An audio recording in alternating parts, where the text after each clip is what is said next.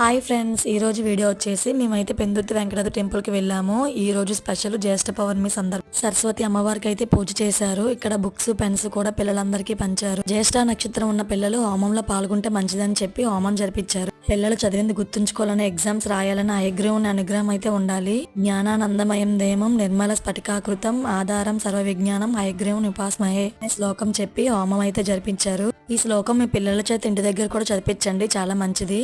హోమం అనంతరం స్వామికి పంచామృత అభిషేకం జరిపించి స్వామికి 1008 కొబ్బరికాయలతో అభిషేకం అయితే జరిపించారు. ఈ కార్యక్రమంలో చాలా మంది భక్తులు అయితే పాల్గొనడానికి వచ్చారు. ఈ అదృష్టం మాకు కూడా కలిగినందుకు చాలా హ్యాపీగా ఫీల్ అయ్యాను. వచ్చిన వారందరికీ కూడా కొబ్బరి బొండాలు ఇచ్చి అందరూ కూడా గర్భగుడిలోకి వెళ్లే అవకాశం అయితే కల్పించారు. అభిషేకం చూస్తున్నంతసేపు చాలా ఆనందంగా అనిపించింది.